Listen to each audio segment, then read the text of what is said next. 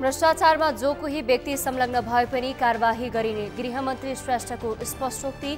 मुलुकमा सुशासन स्थापना गर्न सरकारलाई सबैको साथ आवश्यक रहेको जिकिर। एमालेलाई चौतर्फी घेराबन्दीमा पार्ने काम भएकाले यस विरुद्ध लाग्ने एमाले अध्यक्ष ओलीको कार्यकर्तालाई निर्देशन। एमाले बाहेक अर्को कुनै विकल्प नरहेको जिकिर। सुन तस्करी प्रकरणमा मालिक जोगाउन खोजेको रवि लामिछानेको आरोप। सुनको परिणाम हेर्दा त्यसको मालिक ठूलै व्यक्ति हुन सक्ने भनाए।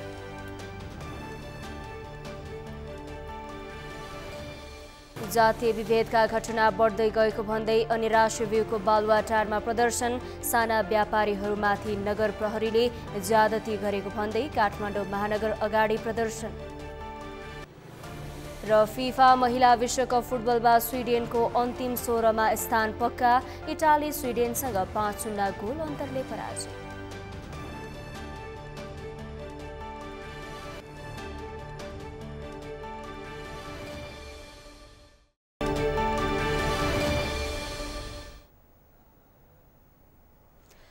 नमस्कार, सगरमाथा समाचारमा स्वागत छ। म राधिका तामाङ। अब समाचार विस्तारमा।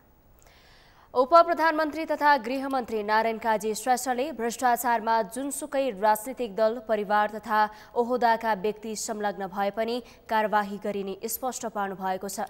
शनिबार काठमाडौँको गोकर्णेश्वरको जगडोल स्थित राष्ट्रिय शहीद तथा शान्ति उद्यानमा आयोजित कार्यक्रममा श्रेष्ठले वर्तमान सरकारले सुशासनलाई पहिलो शर्त बनाएको भन्दै भ्रष्टाचारमा संलग्न जोसुकैलाई पनि कारबाही गरिने स्पष्ट पार्नु भएको हो। उपप्रधानमन्त्री श्रेष्ठले सुशासन बिना समृद्धिको यात्राले फड्को मार्न नसक्ने बताउनुभयो। त्यस्तै उहाँले मुलुकमा सुशासन स्थापना गर्न सरकारले चालेको अभियानमा सबैको साथ आवश्यक रहेको जिकिर गर्नुभयो। भ्रष्टाचार र कमिसन जरा गाड्दा राजनीतिक परिवर्तन पनि समृद्धिको यात्राले गुणात्मक फड्को मार्न नसकेको उल्लेख गर्दै उपप्रधानमन्त्री श्रेष्ठले कमिसन र भ्रष्टाचारले देशलाई बर्बाद बनाएको बताउनुभयो। भ्रष्टाचार, बेथिति र ठगी विरुद्धको अभियानले विश्राम नलिने पनि बताउनुभयो।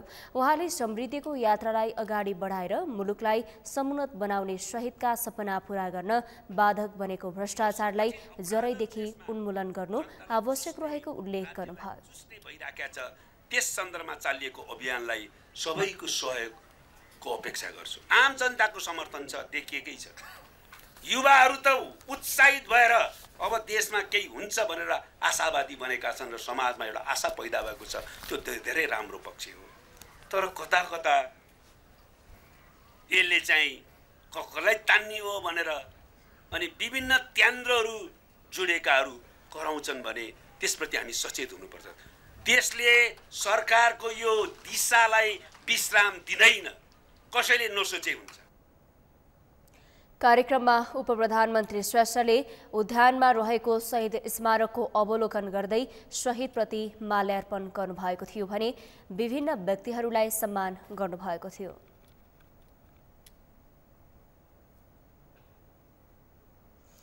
नेकपा एमालेका अध्यक्ष केपी शर्मा ओलीले मुलुकमा एमाले बाहेक अर्को कुनै विकल्प नरहेको बताउनु भएको छ। शनिबार नेपालगञ्जमा लुम्बिनी प्रदेशका निर्वाचित जनप्रतिनिधिहरूको प्रदेश स्तरीय भेला तथा प्रशिक्षण कार्यक्रमलाई सम्बोधन गर्दै अध्यक्ष ओलीले मुलुक बनाउने भिजन एमालेसँग मात्रै रहेको भन्दै मुलुकमा अर्को कुनै विकल्प नरहेको बताउनु भएको हो। ओलीले एमाले बाहेक देशलाई हेर्न र फेर्न सक्ने दृष्टिकोण अरू कुनै पार्टीसँग नरहेको धारणा राख्नुभयो। एमाले मिसन 84मा केन्द्रित रहेको भन्दै ओलीले यसलाई सफल बनाउँदै पार्टी बहुमत बनाउने गरी तयारी गर्न निर्देशन दिनुभयो। उहाँले आगामी निर्वाचनमा एमाले एक्लै बहुमत ल्याए पनि एमालेको नीतिहरूसँग सहमत हुने, विकासको अभियानलाई अघि बढाउन चाहने राजनैतिक शक्ति र व्यक्तिहरूलाई सँगै लिएर अघि बढ्ने जिकिर गर्नुभयो। देशलाई माया गर्ने, लोकतन्त्र र सुशासन मन पराउने, विकासको अभियान अगाडि बढाउन चाहने, भ्रष्टाचार नगर्न तयार हुने, गरेकालाई कारबाही गर्न तयार हुने, स्वाभिमानपूर्ण ढङ्गले बाँच्न पाउने र समृद्ध नेपाल, सुखी नेपालीको राष्ट्रिय आकांक्षा, त्यस राष्ट्रिय आकांक्षालाई प्राप्ति गर्ने त्यसको सुरक्षा गरेर त्यसलाई विकसित गर्दै अगाडि बढ्ने नीतिहरूमा सहमत हुने राजनीतिक शक्तिहरूलाई व्यक्तिहरूलाई सबैलाई लिएर नेकपा एमाले अगाडि बढ्छ। ओलीले अहिले पनि एमालेलाई चौतर्फी घेराबन्दीमा पार्ने काम भएकाले सक्रिय र सतर्कता साथ योजनाबद्ध ढङ्गले लाग्न कार्यकर्तालाई निर्देशन दिनुभयो।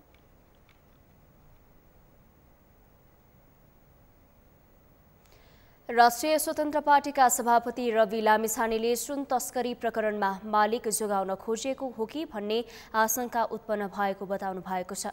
लामिछानेले बोकेर मालिकसम्म जान लागेको ट्याक्सीलाई बीच बाटोमै समातेर मालिक जोगाउन खोजिएको हो कि भन्ने आशंका उत्पन्न भएको बताउनु भएको हो। ट्याक्सीको पछि लागेको भए सुनको मालिकसम्म पुग्न सकिने भए पनि त्यसो नगरिएको उहाँले बताउनुभयो। उहाँले अहिले तस्करी भएको सुनको परिणाम हेर्दा त्यसको मालिक ठूलै व्यक्ति हुन सक्ने आशंका गरेको बताउनुभयो। लामिछानेले सुन प्रकरणमा सरकारले व्यक्ति हेरेर अनुसन्धानलाई अन्त्यसम्म नपुर्याई अर्को फाइल खोल्ने तयारीमा लागेको हुन सक्ने भएकाले रासोपाले खबरदारी गरिरहेको धारणा राख्नुभयो। त्यसै उहाँले रासोपालाई बेला बेलामा कुनै दलको पछि लाग्यो भन्ने आरोप लाग्ने गरेको भन्दै जनताले दिएको मतको भारी बाहेक अरू कसैको भारी बोक्नुपर्ने आवश्यकता नरहेको जिकिर गर्नुभयो। सरकारले चित्तबुद्ध जवाफ दिनुपर्ने भयो। सरकारले चित्तबुद्ध जवाफ दिएन भने हामी त्यसमा कुन ढङ्गले प्रतिकार गर्छौँ त्यसको लागि हामी कुरेर बसिरहेका छौँ। हामी हेरिरहेका छौँ नजिकबाट सरकारलाई। आश्चर्य लाग्दो कुरा छ, जुन भारी बोकेको ट्याक्सी बाटोमा समाइयो, त्यो ट्याक्सीले त्यो सुन त आफ्नो मालिकसम्म लग्थ्यो होला नि, त्यो गन्तव्यमा कहीँ जाँदै थियो होला। जसले सूचना दियो त्यो सूचना दिने मान्छेले ट्याक्सी चाहिँ त्यहाँसम्म गएको छ, बाटोसम्म मात्र छ, त्योभन्दा बढी सूचना दिन्न भनेर त पक्कै पनि भागेन होला। यहाँबाट सुनाएको छ, यहाँबाट त्यहाँ जान्छ, त्यसरी लान्छ र त्यसले त्यहाँ पुर्याउँछ त भनेको होला। सूचना दिनेले छुसुक्क यति मात्र सूचना दिएर त भाग्दैन होला। भनेपछि बीच बाटोमा सम्मको खबर पाउनेले, भरिया समाउन सक्नेले मालिकसम्म किन पुगेन होला? हामी मालिक कुरेर बसेका छौँ। लामिछानेले आगामी निर्वाचनमा राष्ट्रपालाई एकल सरकार बनाउने गरी जनताले विश्वास गरे भ्रष्टाचार मुद्दामा कसैलाई नजोगाउने गरी अनुसन्धान गर्ने दावी गर्नुभयो।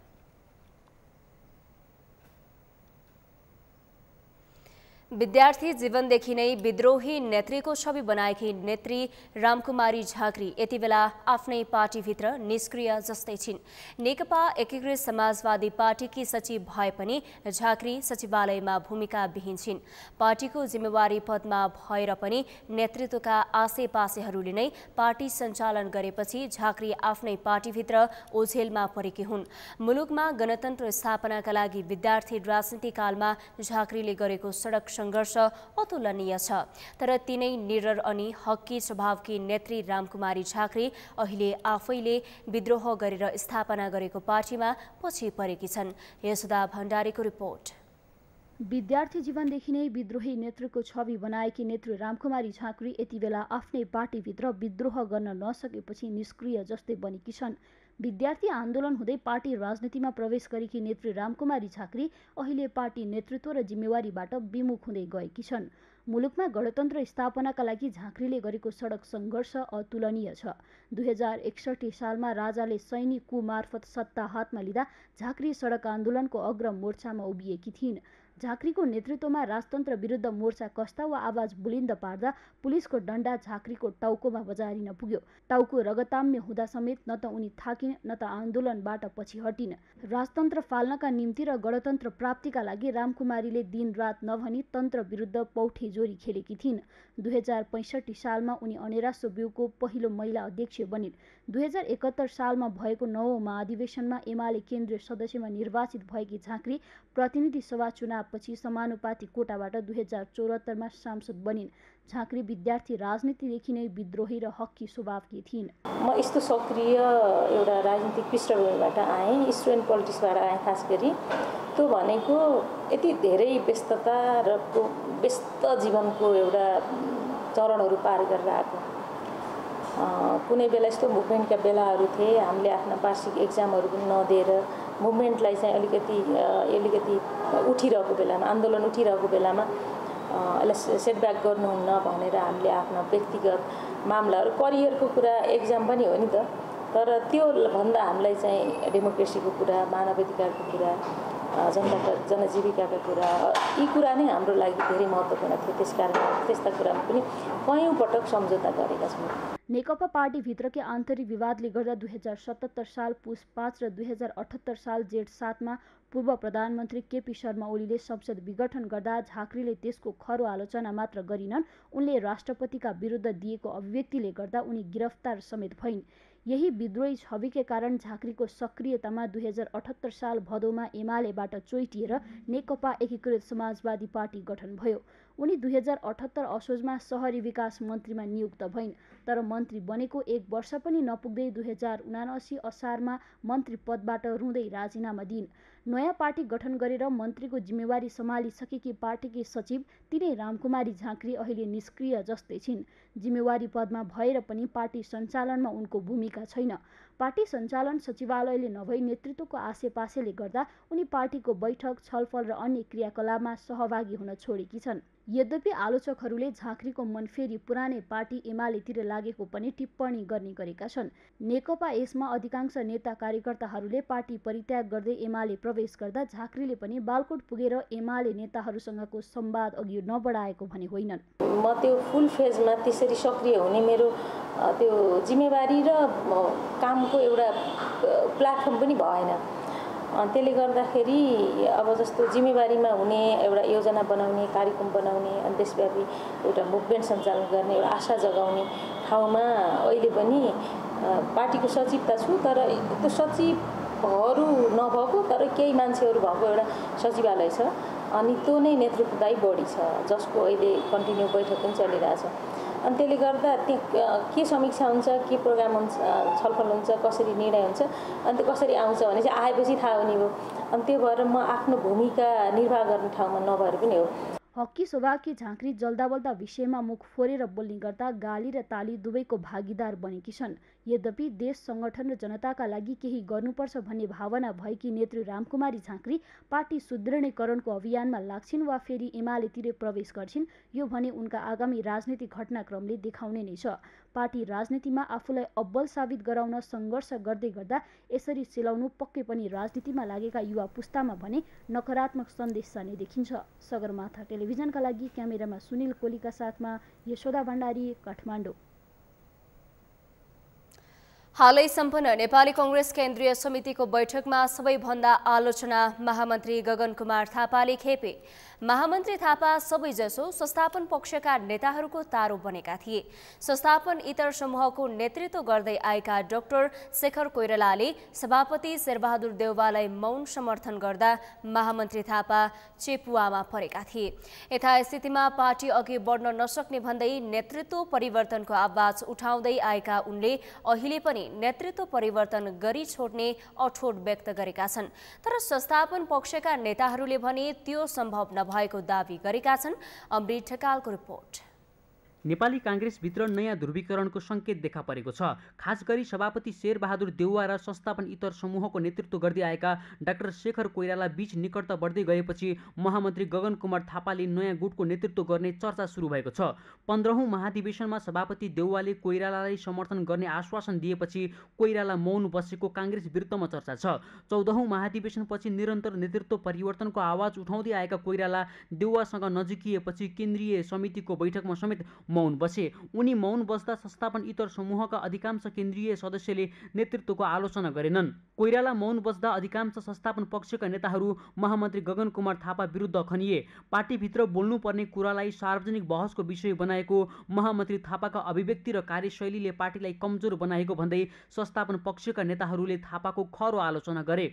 तर कोइराला समूहका नेताहरूले महामन्त्री थापाको बचाउ नगर्दा थापालाई पार्टीमा एक्ल्याउन खोजिएको विश्लेषण पनि सुरु भएको छ। यद्यपि कोइराला निकट नेताहरू भने यो कुरा स्वीकार गर्न मान्दैनन्। शेखर कोइराला सभापतिसँग जोडिएको भन्ने कुरा पनि बाहिर के भइरहेको छ भने बाहिर जुन रूपमा प्रचार छ त्यो रूपमा होइन, तर नीतिगत रूपमा कुरा के हो भने सभापति नै हो। सभापतिको विषय वस्तुलाई हामी धेरै कुरा चाहिँ त्यहाँनिर केही कुरा विरोध पनि होला, तर पनि नीतिगत निर्णय गर्ने कुरामा चाहिँ भोलि सभापतिसँगै हामी चाहिँ धेरै कुरा चाहिँ समन्वय गरेर पार्टीलाई अगाडि सार्न अगाडि बढाउनलाई लाग्नुपर्छ। सभापति देउवाको समर्थनमा अर्को महाधिवेशनमा सभापति बन्ने तयारी कोइरालाले गरे पनि महामन्त्री थापा भने अहिले पनि महाधिवेशन आउनु अगावै नेतृत्व परिवर्तन गर्नुपर्ने बताउँदै आएका छन्। संसदीय दलको निर्वाचनमा सभापतिलाई चुनौती दिएका थापाले अहिले पनि सम्भव भएसम्म संसदीय दलको नेता परिवर्तन गरेर काङ्ग्रेसले सरकारको नेतृत्व गर्ने अवस्था आए प्रधानमन्त्री बन्ने दाउमा छन्। तर सबै कोइराला समूहको मत पाउँदा समेत संसदीय दलको नेतामा पराजित उनलाई कोइरालाको समर्थन बिना संसदीय दलको नेता बन्न सहज छैन। एक साता चलेको केन्द्रीय समितिको बैठकमा अधिकांश सदस्यले नेतृत्वको प्रशंसा र महामन्त्री थापाको आलोचना गरे पनि महामन्त्री थापा भने सभापति देउवालाई साथैमा राखेर नेतृत्व परिवर्तन गरिछाड्ने प्रतिबद्धता व्यक्त गरे। अब आज त लाइनै भयो, सबैले थाहा पाए। अब कसैले मलाई प्रश्न पनि नसोध्नु होला, म बदल्न लागिरहेको छु। सक्ने भए बदल्छु, नसक्ने भए चुप लाएर बस्छु, मान्छु, मानेकै छु। अब त बदल्न लाग्छ लाग्दैन कसैले नसोध्नु होला, आजदेखि बोल्नै पर्यो। कोइराला देउवासँग नजिकिएपछि नेतृत्व परिवर्तनको अभियान लिएर देश दौरानमा निस्किएको रूपान्तरण अभियानसँग मिलेर महामन्त्री थापाले नयाँ गुटको नेतृत्व गर्ने सम्मको चर्चा सुरु भएको छ। सभापति देउवाको कार्यशैलीले यथास्थितिमा पार्टी अघि बढ्न नसक्ने भन्दै विशेष महाधिवेशन मार्फत नेतृत्व परिवर्तनको कुरा गर्दै आएको रूपान्तरण अभियान र महामन्त्री थापाको मत मिलेका कारण उनीहरू बीच नयाँ गुट बन्न सक्ने धेरैको बुझाइ छ। तर केन्द्रीय समितिको बैठकमा अधिकांश सदस्य सभापतिको पक्षमा खुलेपछि देउवा निकट नेताहरूले भने महामन्त्री थापाले नयाँ गुट निर्माण गरेर नेतृत्वलाई चुनौती दिन नसक्ने दाबी गर्छन्। पार्टीभित्रको जो ग्रुपिजम छ त्यो अहिले एकदम शिथिल र सानो आकारको भएको छ। स्वाभाविक रूपले प्रजातन्त्रमा चुनाव भएका कारणले कतै न कतै एकल वर्चस्व रहँदैन। भोलि मेन प्रतिस्पर्धी त आइ नै हाल्छ, तर त्यो चुनावभन्दा अगाडि देखिएला तत्कालका लागि अहिले चाहिँ खासै चाहिँ मेन प्रतिस्पर्धी वर्तमान पार्टी सभापतिको कमजोर रहेको देखियो। सबै दलहरू मिसन 84मा केन्द्रित भएका बेला संसदको सबैभन्दा ठुलो दल भने आरोप प्रत्यारोपमा व्यस्त छ। आगामी निर्वाचनमा पनि काङ्ग्रेसलाई पहिलो दल बनाउने सङ्कल्प गरेका काङ्ग्रेसी नेता कार्यकर्ताले पार्टीभित्र देखिएको मतभेदलाई समाधान गरेर अघि बढ्छन् अथवा पार्टीभित्रको मतभेदलाई थप मलजल गर्छन्। त्यसले पनि पार्टीको आगामी भविष्यलाई निर्धारण गर्ने देखिन्छ। सगरमाथा टेलिभिजनका लागि क्यामेरामा गौरव खड्काका साथमा अमृत रकाल, काठमाडौँ। स्वास्थ्य मन्त्री मोहन बहादुर बस्नेतले भिभिआइपी र भिआइपीको उपचारका लागि वीर अस्पतालमा सम्पूर्ण पूर्वाधार तयार रहेको बताउनु भएको छ। मन्त्री बस्नेतले वीर अस्पतालमा भिभिआइपी र भिआइपीको उपचारका लागि 15 जना चिकित्सक सहितको पूर्वाधार तयार गरिएको बताउनु भएको हो। उहाँले नेपालमै हुन सक्ने उपचारका लागि विदेश जान चाहे त्यसको सम्पूर्ण खर्च आफैले बेहोर्नुपर्ने र राज्यले खर्च नबेहोर्ने स्पष्ट पार्नुभयो। आफू मन्त्रालयमा आएपछि गरीब तथा विपन्न र बेवारिसे नागरिकको निःशुल्क उपचार गर्ने व्यवस्था गरिएको उहाँले बताउनुभयो। मन्त्री बस्नेतले अब कुनै पनि गरीब तथा विपन्न र बेवारिसे नागरिकले उपचार गर्न नपाउने, ज्यान गुमाउने अवस्था नरहने बताउनुभयो। आएपछि 22 वर्ष अगाडि म राज्य मन्त्री भएर आएको थिएँ। अहिले आएपछि गरीब विपन्न निमुखा बेवारिसीहरूका लागि निःशुल्क रूपमा स्वास्थ्य उपचार गर्नुपर्छ जुन कुरा राज्यले संविधानमा उल्लेख गरेको छ। त्यो हिसाबले आजसम्म वीर हस्पिटलमा 700 र टोटल 16 वटा सङ्घीय अस्पतालहरूमा 3523 बेड गरीब विपन्नका लागि हामीले निःशुल्क गरिसकेका छौँ। त्यसपछि आएर हाम्रो प्रदेशको स्वास्थ्य मन्त्रीज्यूसँग मेरो कुरा भएको छ। उहाँले पनि यो बागमती प्रदेशका अस्पतालहरूमा अस्पताल 3 किसिमका छन्। एउटा अस्पताल सङ्घीय अस्पताल, अर्को प्रादेशिक अस्पताल, अर्को पालिका स्तरको अस्पताल र सङ्घीय अस्पतालमा हामीले गऱ्यौँ। प्रादेशिक अस्पतालमा 2 नम्बर प्रदेशले जनरल बेडहरू निःशुल्क गरिसक्यो। प्रदेशभरि सबै प्रदेशमा जाँदैछु, देशका सबै प्रदेश प्रादेशिक अस्पतालहरूमा फ्री गराउने अभियानमा हामी लागेका छौँ। त्यस्तै उहाँले दक्षिणकाली नगर अस्पताललाई आवश्यक सामग्री प्रदान गर्ने प्रतिबद्धता जनाउनुभयो। उहाँले अस्पतालको भौतिक संरचनाको पनि निरीक्षण गर्नुभएको थियो।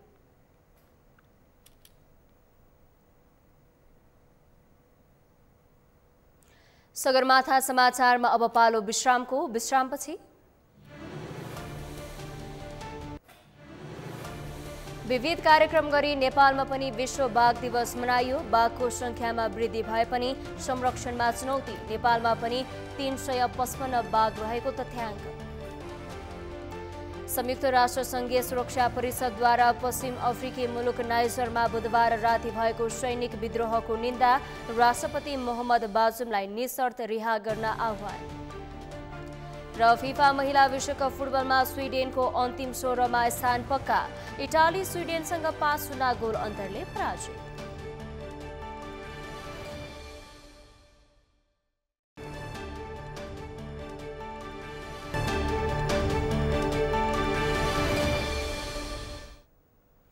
विश्रामपछि सगरमाथा समाचारमा स्वागत छ। अब बाँकी समाचार। जातीय विभेदका घटना बढ्दै गएको भन्दै एमाले निकट विद्यार्थी संगठन अनेरा शिव्यूले काठमाडौँको बालुवाटारमा प्रदर्शन गरेको छ। बजाङमा दलितको घर भत्काउने, जुम्लामा प्रेम विवाह गरेको निहुमा आगो लगाउने काम भएको, पश्चिम रुकुममा भएको घटना लगायतका विभेद बढ्दै जाँदा राज्य मौन भएको भन्दै अनेरा शिव्यूले शनिबार प्रधानमन्त्री निवास बालुवाटारमा प्रदर्शन गरेका हुन्। प्रदर्शनमा सहभागीहरूले व्यवस्था परिवर्तन भो, अवस्था परिवर्तन कहिले, पीडितलाई न्याय दे, जातीय छुवाछुत अन्त्य गरौं, जातीय विभेद बन्द गर लगायतका प्लेकार्ड प्रदर्शन गरेका थिए। प्रदर्शनमा अनेरा शिव्यूका महासचिव नरेश रोकायले बझाङ किसानले श्रमबाट कमाएको पैसाले आफ्नो लालपूर्जा आफ्नो जग्गामा भएको घर भत्काउने काम भएको भन्दै तत्काल विभेद गर्नेलाई कारबाही गर्नुपर्ने बताउनु भएको हो। उहाँले पटक पटक जातीय विभेद बढ्दै जाँदा पनि सरकार गम्भीर हुन नसकेको बताउनु भयो। घटना घट्यो बित्थडचिर गाउँपालिकामा, जहाँ एकजना किसानले आफ्नो श्रमबाट कमाएको पैसाले आफ्नो लालपूर्जा भएको जमिनमा घर बनाउँदै गरेका थिए। तिनको घर भत्काउने काम भयो। तिनको घर भत्काउनका निम्ति त्यही छेउमा रहेका तथाकथित ब्राह्मण भनेर चिनिएका अथवा ब्राह्मण भन्न रुचाउने जातिहरूले उहाँमाथि प्रहार गरे।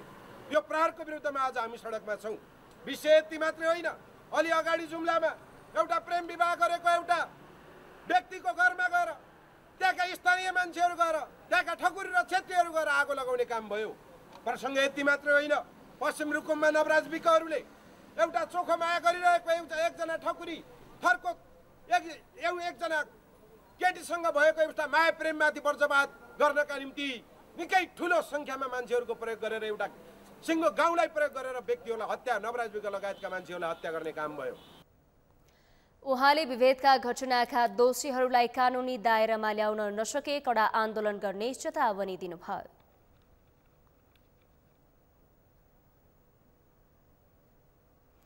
सडक तथा साइकलमा व्यवसाय गर्ने साना व्यापारीहरूमाथि महानगरले ज्यादती गरेको भन्दै काठमाडौँ महानगरको कार्यालय अगाडि प्रदर्शन भएको छ। आफूहरूलाई गरी खान नदिएको र नगर प्रहरीले चरम ज्यादती गरेको भन्दै साना व्यापारीहरूले भ्रेकुटी मण्डपस्थित महानगरको कार्यालय अगाडि प्रदर्शन गरेका हुन्। ठेलागाडा, साइकल तथा फुटपाथमा व्यवसाय गर्नेहरूलाई महानगरले उचित व्यवस्थापन गर्नुपर्ने उनीहरूले जनाएका छन्। ठेलागाडा, साइकल तथा फुटपाथ व्यवसाय प्रतिबन्ध लगाउनुको साटो सबैलाई गरी खान दिन अन्य स्थानमा विकल्प दिनुपर्ने उनीहरूको भनाइ छ। प्रदर्शनमा सहभागीहरूले बालेन सुनिता तिमीहरूलाई मत र साथ दिनु के गल्ती नै थियो, गरिब होइन गरिबी हटाऊ लगायत लेखिएका प्लेकार्ड प्रदर्शन गरेका थिए।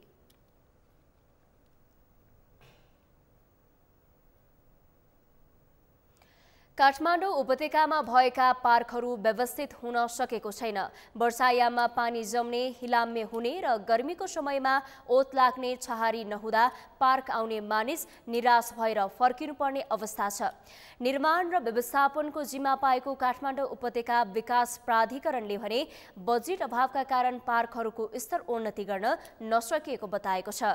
अभिषेक सुनारको रिपोर्ट। सधैँ व्यस्त रहने काठमाडौँमा खुल्ला पार्कको महत्त्व बढ्दै गए पनि यसको व्यवस्थापन हुन सकेको छैन।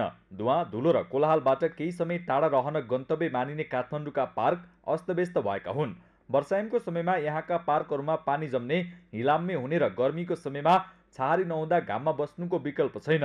बढ्दो सहरीकरणले राजधानीका खुल्ला ठाउँमा बस्नु दुर्लभ जस्तै भएको छ। काठमाडौँ उपत्यकामा निकै कम ठाउँमा मात्र पार्क छन्। सरकारले पार्क बनाउनका लागि बनाएको योजना त पूरा हुन सकेको छैन नै, भएका पार्क समेत व्यवस्थित हुन सकेको छैन, जसका कारण घुम्न आउने सर्वसाधारणहरू पार्कको अवस्था देखेर निराश हुनुपर्ने देखिएको छ। यहाँ आएर भित्र पस्दाखेरि जुन देखियो नि अवस्था, डुबान छ। अब यो डुबानलाई कसरी उ गर्ने? अब जति आउँछन् दर्शकहरू घुम्न ओर्न समय बिताउन पनि आउँछन् क्या हो। तर यहाँ बस्ने भित्र पसेपछि जुन किसिमको दृश्य देखियो त त्यो चाहिँ अलिकति राम्रो देखिएन। यसलाई चाहिँ नगरपालिका महानगर होस् अथवा नगरपालिका होस् सुधार गर्नु आवश्यक देखिन्छ। यो पार्कमा चाहिँ अलिकति अहिले बर्सातको समय भएको हुनाले चाहिँ पानी पर्ने हिलाममै बाहिरबाट आउने पर्यटकहरूलाई हिलामै हिलो लाग्ने भएको हुनाले चाहिँ यसलाई थप व्यवस्थित गरिदिनु स्थानीय सरकारलाई अनुरोध गरिन्छ। यो चाहिँ हिलो मात्रै छ क्या, अहिले पानीको उ छ त्यहाँनिर पानी छ रोडमा छिल्केर अरूको आँगामा आउँछ नि, शरीरमा पानी आउँछ, त्यसलाई चाहिँ थप व्यवस्थित गर्नुपर्ने जस्तो देखिएको छ। काठमाडौँ उपत्यका विकास प्राधिकरणका अनुसार उपत्यकाभरिमा 150 भन्दा धेरै स्थानमा पार्क निर्माण भएको छ। पार्क व्यवस्थापन र निर्माणको जिम्मा पाएको प्राधिकरणले पार्क निर्माण गर्ने तर त्यसको सुधार र पुनर्निर्माणमा चासो दिएको भने देखिँदैन। त्यसो त उपत्यकामा पर्याप्त मात्रामा पार्क बन्न सकेको छैन। उपत्यकामा अहिले 800 भन्दा धेरै खुल्ला ठाउँ छन् जहाँ पार्क निर्माण गर्न सकिन्छ, तर ती क्षेत्रहरूमा योजनागत रूपमा पार्क निर्माण गर्न सरकारी पक्ष नै लागेको देखिँदैन। यद्यपि प्राधिकरणले भने आफ्नो भागमा परेका पार्कहरूको निर्माण भने तीव्र गतिमा गरिएको बताए पनि बजेट अभावका कारण चाहे जस्तो नभएको बताएको छ। प्राधिकरणले 2078-79मा उपत्यकाका साना बजेटका 46 र ठुला बजेटका 16वटा क्षेत्रमा पार्क निर्माण गर्ने योजना बनाएको थियो, तर ती सबै पार्क निर्माण भइसकेका छैनन्। प्राधिकरणले पार्क निर्माण र व्यवस्थापनमा चासोका साथ काम गरे पनि आवश्यक बजेट नपाउँदा थप व्यवस्थापन गर्न समस्या भएको बताएको छ। यो बजेट पनि पर्याप्त मात्रामा छैन हैन। बजेट अब जति दिए पनि डिमान्ड त बढ्दै जान्छ नि त। जस्तै हामीले जस्तो पार्क बनायो त्यो पार्क 10 वर्षपछि मोडिफाई गर्नुपर्ने हुनसक्छ। त्यही भएर यसमा चाहिँ मलाई के लाग्छ भने उपत्यकाका सम्पूर्ण पार्कहरूलाई संरक्षण गर्न चाहिँ समय लाग्छ। सबैलाई पहिचान गर्दै कुनलाई चाहिँ अगाडि प्राथमिकता दिने भन्ने कुरा हो। देशभरिका मानिसको बसोबास रहेको उपत्यकाका पार्कहरूमा मानिसहरूको बाक्लो उपस्थिति रहेको छ। केही व्यवस्थित पार्कहरूले सर्वसाधारणबाट पार्क प्रवेशमा शुल्क समेत लिने गरेको छ। अव्यवस्थित पार्कहरूलाई स्थानीय सरकार र सम्बन्धित निकायले थप परिमार्जन गर्न सकेमा भने प्रवेश शुल्क बढाएर राजस्व सङ्कलनमा समेत थप टेवा पुग्ने निश्चित छ। सगरमाथा टेलिभिजनका लागि क्यामेरामा प्रताप लामाका साथ अभिषेक सुनार, काठमाडौँ।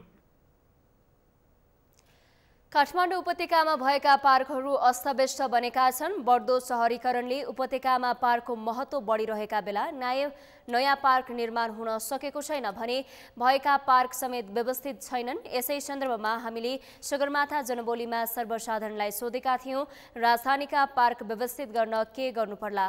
हेरौँ उनीहरूको भनाई उनीहरूकै शैलीमा।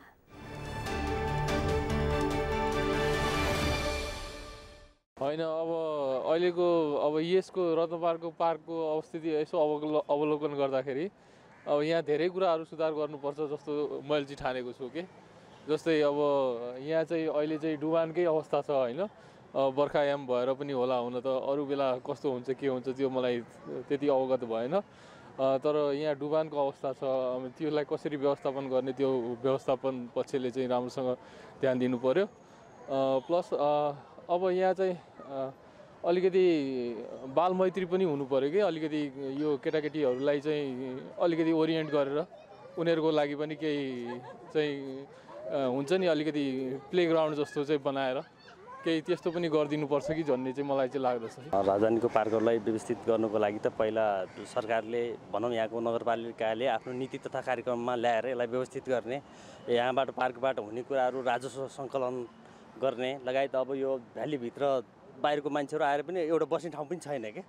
कुनै डिजास्टरको बेलामा पनि यस्तो पार्कहरू युज गर्न सकिन्छ र त्यसले गर्दाखेरि एउटा मनोरञ्जनको माध्यम पनि हुने भयो। त्यो सँगसँगै परिआएको विपदको अवस्थामा पनि यस्ता पार्कहरूलाई चाहिँ एउटा सेफ ल्यान्डिङका हिसाबमा यसलाई युज गर्न सक्यो भनेपछि राम्रो हुन्छ जस्तो लाग्छ। थप व्यवस्थित गर्न चाहिँ अब अलि भिडभाड हुने ठाउँ हो काठमाडौँ चाहिँ, त्यही भएर पार्कहरू सकिन्छ भने अलि बढाएर अनि अलि व्यवस्थित नै छैन। अब हिलो पानीको खाल्टाखुल्टी अब स्थानीय सरकारले चाहिँ अलि चासो राख्नुपर्ने नै जस्तो देखिन्छ। पार्क मेन भन्नुपर्दा चाहिँ त्यही हो, हामी बाहिरबाट आउने मान्छेहरूले चाहिँ योभन्दा चाहिँ बेटर नै हुनुपर्छ जस्तो लाग्छ होइन। किनभने अब भित्र आउने मान्छेले कुनै मान्छेले मनोरञ्जनको लागि आउँछ, भित्र केही छ कि भन्ने तरिकाले आउँछन्। अब भित्र पनि पार्कभित्र विशेष कुराहरू जोस् मान्छेले एउटा मनोरञ्जन लिनको लागि सुविधा अझै पनि राम्रो होस्, त्यसैले मान्छेहरू पनि आउने गर्छ। त्यही नै हो, जोस् सुविधा नै भयो भने झन् राम्रो हुन्छ भन्ने कुरा हो। अब यो पार्कहरूलाई थप व्यवस्थित गर्नलाई अब स्थानीय सरकारले हेरेर गर्नु पर्यो, राम्रो व्यवस्था मिलाएर अब साइट लाउनु पर्ने चिजहरूलाई साइट लाउनु पर्यो। पार्कहरू हेर्ने भनेको त्यो अब नगरपालिकाको काम हो। नगरपालिकाले चाहिँ अब यो अब बर्खाको समय यो धेरै अब ठाउँ ठाउँमा हिलोहरू धेरै छ, यताउति यो चौरहरूमा अब दुबोहरू अलि सम्म बनाएर पानी नजम्ने बनाएदेखि चाहिँ अब अलि घुम्न आउने यताउति अबहरूलाई चाहिँ अलि राम्रो हुन्थ्यो।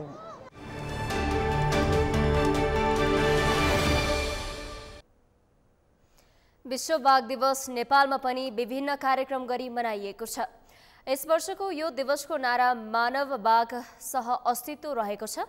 दिवसका अवसरमा शनिबार वन तथा वातावरण मन्त्रालय, राष्ट्रिय निकुञ्ज तथा वन्यजन्तु संरक्षण विभागले ललितपुरको जावलाखेल स्थित चिडियाखानामा विशेष कार्यक्रमको आयोजना गरेको छ। कार्यक्रममा वन तथा वातावरण मन्त्री वीरेन्द्र प्रसाद महतोले पछिल्लो केही वर्ष नेपालमा बाघको संख्यामा वृद्धि भए पनि संरक्षणमा चुनौती देखिएको बताउनु भएको हो। जंगलको वरिपरि बस्ती रहे पनि वनको उपयोगमा प्रतिबन्ध लगाउँदा स्थानीय जनतामा समस्या देखिएको धारणा राख्नुभयो। उहाँले वनको स्रोतको उपयोग गर्दै राष्ट्रलाई समृद्ध गर्न सकिने भएकाले यसलाई उचित व्यवस्थापन गर्न सक्नुपर्नेमा जोड दिनुभयो। ग्रोथ गरेको र त्यो जंगलबाट रिसोर्सलाई युज गरेर राष्ट्रलाई समृद्ध बनाउनेमा सबभन्दा ठूलो भूमिका भनेको जंगलको, त त्यसलाई लिन सक्नु पर्यो, व्यवस्थापन गर्न सक्नु पर्यो। बर्दियामा हामीसँग छ, अचार सम्भावना छ, तर त्यहाँ एउटा राम्रो होटल नभइदिएको कारणले त्यहाँ मान्छे स्टे गर्न सकिरहेको छैन। किन सकिरहेको छैन भन्दाखेरि आउँछन् जान्छन्, बिहान गयो बेलुका फर्किन्छन्। त्यहाँ राम्रो एउटा होटल भइदियो भने त्यो कन्सेप्टमा ल्याइदियो भने कमसेकम एक दिन त बस्यो नि त्यहाँ। अहिले सबभन्दा ठुलो चुनौती हामीसँग के छ? जंगलको वरिपरि बाघ भएको, जनावर भएको वरिपरि बस्ती छ नि। पाटे बाघ संरक्षणको महत्त्वबारे जनचेतना फैलाउने उद्देश्यले हरेक वर्ष जुलाई 29मा विश्व बाघ दिवस मनाइन्छ। सन् 2010मा रुसको सेन्ट पिटरबर्गमा आयोजित अन्तर्राष्ट्रिय बाघ मञ्चले यस्तो घोषणा गरेको हो। पाटे बाघ विश्वका 13 देशमा पाइन्छन्।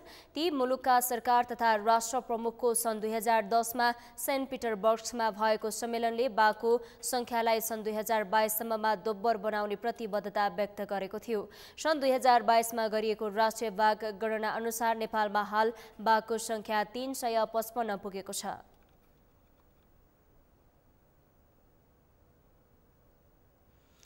लुम्बिनी प्रदेश सरकारको स्वास्थ्य मन्त्रालयले स्वास्थ्यलाई बीमासँग जोडेर जाने लक्ष्य लिएको बताएको छ। लुम्बिनी प्रदेशका स्वास्थ्य मन्त्री राजु खनालले बाघेको नेपालगञ्जमा रहेको भेरी प्रादेशिक अस्पतालको स्वास्थ्यलाई बीमासँग जोडेर सर्वसाधारणलाई सर्वसुलभ रूपमा सेवा दिनुपर्ने बताएका हुन्।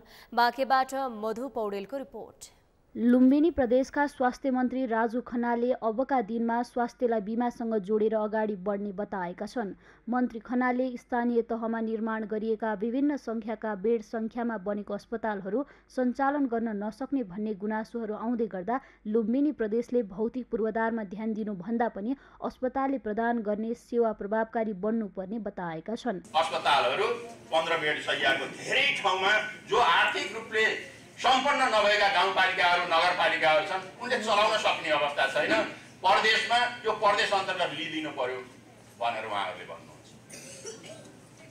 त्यसले गर्दाखेरि त्यसको डाइरेक्ट खर्च केन्द्रबाट आउँछ, केन्द्रले हेर्ने अवस्था छैन। यति धेरै पुगिसकेको अवस्था छ। धेरै ठाउँमा बर्थिङ सेन्टरहरू यतिसम्म सुरुवात गरौँ जो हामीले ठेक्न सक्ने अवस्था हुन्छ र त्यसलाई बिस्तारै बढाउँदै जाउँ। र यो स्वास्थ्यको सन्दर्भमा म आइसकेपछि मैले विशेष गरी यसलाई इन्सुरेन्ससित कसरी जोड्न सकिन्छ भनेर यसलाई हेर्ने प्रयत्न गरेँ। लुम्बिनी प्रदेश सरकार अहिलेको हामी बिमासित यसलाई स्वास्थ्यलाई कसरी जोड्न सकिन्छ भन्दा बिमाभित्र पनि फेरि अर्को समस्या थियो।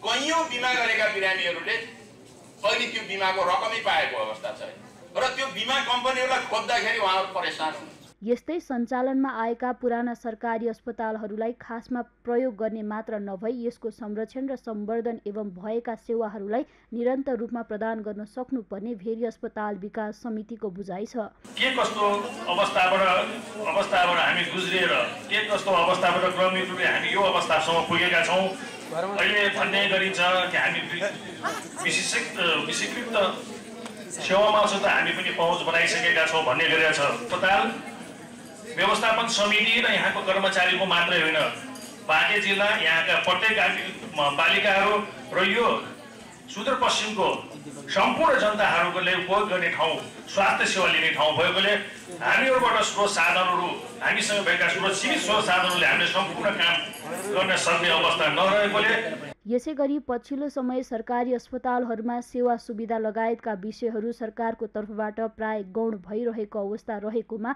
यसतर्फ स्थानीय प्रदेश र केन्द्र सबै मिलेर सहयोग हुनुपर्ने भेरी अस्पताल नर्सिङ प्रमुखको भनाइरहेको छ। वास्तवमा यो प्रदेशकै अस्पताल नभए पनि सङ्घीय भए पनि यहाँ सर्भिस लिन आउने सम्पूर्ण हाम्रा बिरामीहरू प्रदेशकै भएको कारणले गर्दा यसको स्तर उन्नतिको लागि सङ्घ प्रदेश र स्थानीय तहबाट एकदमै धेरै पहल गर्नुपर्छ अथवा यसको लागि सोच्नुपर्छ जस्तो मलाई लाग्छ। वास्तवमा यो हस्पिटलको फुल लेभलमा हामीले चाहिँ अपग्रेड गर्न सकेको खण्डमा यहीँका जनताले चाहिँ भरपुर सेवा पाउने र क्वालिटी सर्भिस पाउनेलाई हामी सुनिश्चितता गर्न सक्छौँ भन्ने मलाई लाग्छ।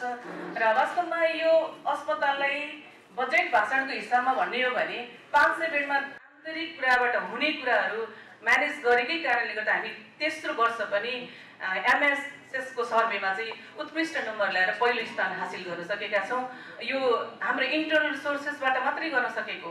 विक्रम सम्वत 1947 सालमा पृथ्वीवीर डिस्पेन्सरीको रूपमा स्थापना भएको भेरी अस्पताल 2016 सालमा पृथ्वीवीर अस्पताल तथा रत्न राज्य लक्ष्मी देवी प्रसुति गृह हुँदै 2022 सालमा भेरी अञ्चल अस्पतालका रूपमा परिणत भएको थियो। सङ्घीय संरचनाबाट प्रदेश मातहतमा झारिएको भेरी अस्पतालले अहिले तत्कालीन मध्य र सुदूरपश्चिम तथा हाल लुम्बिनी, कर्णाली र सुदूरपश्चिमको केन्द्रीकृत अस्पतालको रूपमा रहेको भेरी अस्पतालले लाखौं बिरामीलाई सेवा दिँदै आएको छ।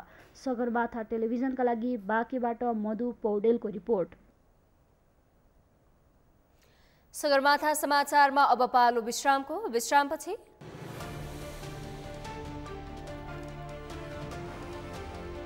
संयुक्त राष्ट्र संघीय सुरक्षा परिषदद्वारा पश्चिम अफ्रिकी मुलुक नाइजरमा बुधबार राति भएको सैनिक विद्रोहीको निन्दा, राष्ट्रपति मोहम्मद बाजुमलाई निशर्त रिहा गर्न आह्वान।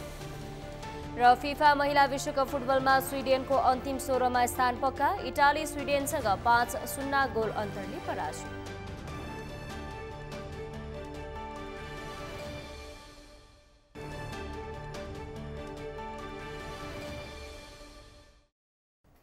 सगरमाथा समाचारमा अब पालो अर्थ समाचारको।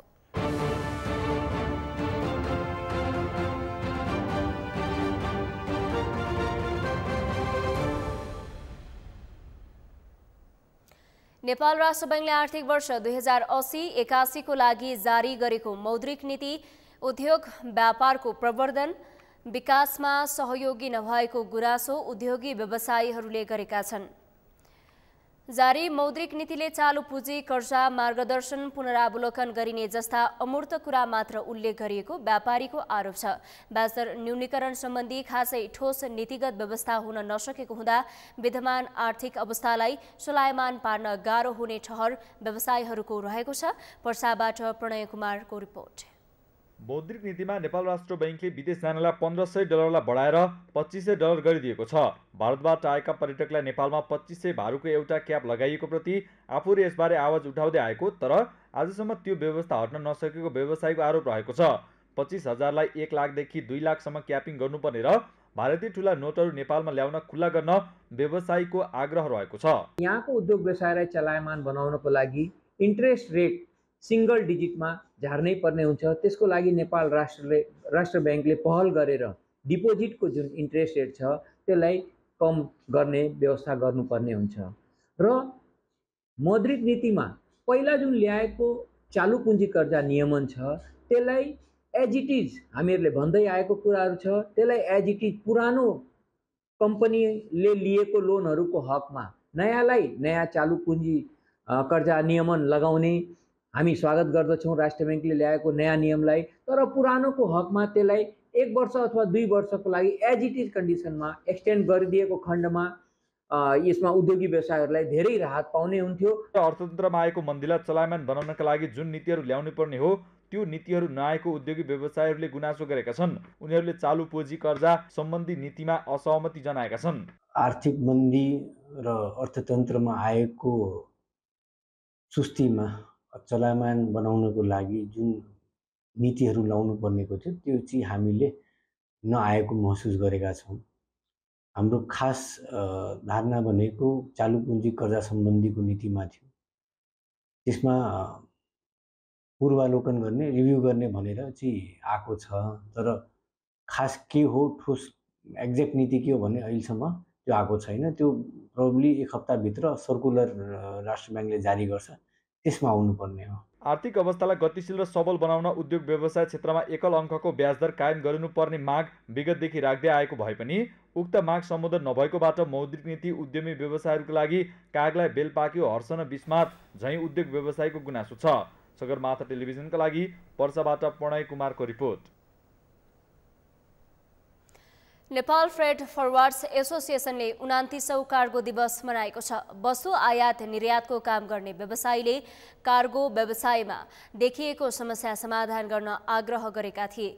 कार्गो व्यवसायलाई प्रोत्साहन गर्नुपर्ने, भुक्तानी असन्तुलनलाई सुधार गर्नुपर्ने व्यवसायीहरूको माग छ। आयातको लागत बढेको समयमा नेपालमा निर्यात भन्दा आयात बढेको हुँदा यसलाई सुधार गरी व्यवसाय बीच प्रतिस्पर्धाको वातावरण सिर्जना गर्नुपर्ने उनीहरूको तर्क छ। भन्ने किसिममा अध्यक्षज्यूले व्यक्त गर्नुभएको छ। जस्तै चाहिँ आन्तरिक धनी सरल चाहिँ यो व्यवसायले हेरेको छ, त्यसलाई विशिष्टीकृत रूपमा अन्तर्राष्ट्रिय क्षेत्रबाट गरिने व्यापारलाई चाहिँ सहजीकरण गर्ने, उनीहरूले यसलाई चाहिँ विशिष्टीकृत रूपमा हेरिनुपर्छ। कार्यक्रममा अर्थ सचिव अर्जुन पोखरेलले सरकारले लजिस्टिक पोलिसी ल्याएर कार्गो व्यवसायलाई दिगो बनाउनतर्फ लागेको बताउनु भएको छ। सरकारले निजी कार्य क्षेत्रसँग मात्रै छलफल गरेर नीति बनाएको हुँदा व्यवसायहरू निराश हुनुपर्ने अवस्था नरहेको पोखरेलले बताउनु भयो। अहिले बनाएका पूर्वाधारहरूलाई पनि तपाईहरुको डुइङ बिजनेस कस्ट नबढ्ने गरी अब बनाएका पूर्वाधारहरू दिगो र सुरक्षित बनाउँदै गएका छौँ। तर हाम्रो अवस्था के छ, हिजो हामीले जुन पूर्वाधार बनायौँ ती लोड बेयरिङको हिसाबले, क्षमताको हिसाबले हामीले चाहे जति छैनन्। पोखरेलले अहिले आएको मौद्रिक नीति समेत व्यवसायको हितमा रहेको बताउनु भयो।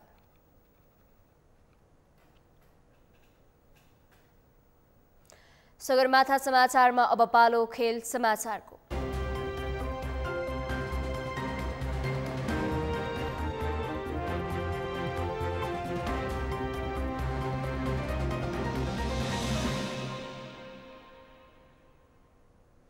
फिफा महिला विश्वकप फुटबलमा स्विडेनले अन्तिम 16मा स्थान पक्का गरेको छ। शनिबार भएको खेलमा इटालीमाथि 5-0 को फराकिलो जित दर्ता गर्दै स्विडेनले एक खेल अगावै प्री क्वार्टर फाइनलमा स्थान पक्का गरेको हो। स्विडेनको 6 अङ्क भएको छ भने इटालीको 3 अङ्क मात्रै रहेको छ। यो समूहमा दक्षिण अफ्रिका र अर्जेन्टिनाको समान 1-1 अङ्क रहेको छ। समूह जीबाट अब 3 मध्ये 1 टिमले अन्तिम 16मा स्थान पक्का गर्नेछ। स्विडेनका लागि अमान्डा स्टेटले 2 गोल गर्दा फ्रिडोलिना रोल्फोले, Emma Stina Blackstenius, Rebecka Maria ब्लोम क्विस्टले 1-1 गोल गरेका थिए। 39औं मिनेटमा अमान्डाले गोल गर्दै स्विडेनलाई अग्रता दिलाएकी हुन्। 44औं मिनेटमा फ्रिडोलिनाले गोल गरेपछि अग्रता दोब्बर भएको थियो। पहिलो हाफको अतिरिक्त पहिलो मिनेटमा एम्मा स्टिनाले गोल गरेपछि पहिलो हाफमै 3-0 को अग्रता लिन सफल भएको हो। 50औं मिनेटमा अमान्डाले व्यक्तिगत दोस्रो गोल गरेपछि स्विडेन 4-0 ले अघि बढेको हो। दोस्रो हाफको अतिरिक्त 5औं मिनेटमा रेबेका मारियाले गोल थपेपछि स्विडेन 5-0 को जित निकाल्न सफल भयो। पहिलो हाफको अतिरिक्त पहिलो मिनेटमा एम्मा स्टिनाले गोल गरेपछि पहिलो हाफमै 3-0 को अग्रता लिन सफल भएको हो। 50औं मिनेटमा अमान्डाले व्यक्तिगत दोस्रो गोल गरेपछि स्विडेन 4-0 ले अघि बढेको थियो। दोस्रो हाफको अतिरिक्त 5औं मिनेटमा रेबेका मारियाले गोल थपेपछि स्विडेन 5-0 को जित निकाल्न सफल भएको हो। यस्तै आज नै भएको अर्को खेलमा फ्रान्सले ब्राजिलमाथि 2-1 गोल अन्तरको जित दर्ता गरेको छ, जेसँगै फ्रान्स समूह एफमा शीर्ष स्थानमा पुगेको छ। ब्राजिल भने 3 अङ्कका साथ दोस्रो स्थानमा रहेको छ। सगरमाथा समाचारको अन्त्यमा मुख्य समाचार पुनः एकपटक। भ्रष्टाचारमा जो कोही व्यक्ति संलग्न भए पनि कारबाही गरिने गृहमन्त्री श्रेष्ठको स्पष्टोक्ति। मुलुकमा सुशासन स्थापना गर्न सरकारलाई सबैको साथ आवश्यक रहेको जिकिर। एमालेलाई चौतर्फी घेराबन्दीमा पार्ने काम भएकाले यस विरुद्ध लाग्ने एमाले अध्यक्ष ओलीको कार्यकर्तालाई निर्देशन। एमाले बाहेक अर्को कुनै विकल्प नरहेको जिकिर। सुन तस्करी प्रकरणमा मालिक जोगाउन खोजिएको रवि लामिछानेको आरोप। सुनको परिणाम हेर्दा त्यसको मालिक ठूलै व्यक्ति हुन सक्ने भनाई।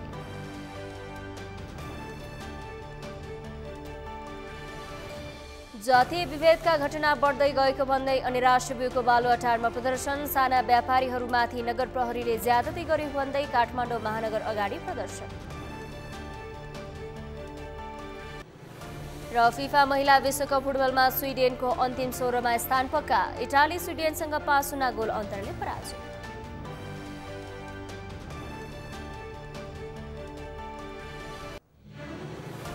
हवस् त सगरमाथा समाचार अहिलेलाई सकियो। तपाईँ समाचार बुलेटिनका साथै सगरमाथा टेलिभिजनका सम्पूर्ण कार्यक्रम www.sagarmatha.tv मा पनि पढ्न र हेर्न सक्नुहुनेछ। साथै युट्युबमा youtube.com/sagarmatha TV नेपालमा हेर्न सक्नुहुनेछ। तपाईँ हामीलाई फेसबुकमा पनि facebook.com/stv नेपालमा फलो गर्न सक्नुहुनेछ। समाचारको शिखर, नेपालको गौरव, नेपालको पहिलो न्युज च्यानल सगरमाथा टेलिभिजन हेर्दै गर्नुहोला। नमस्कार।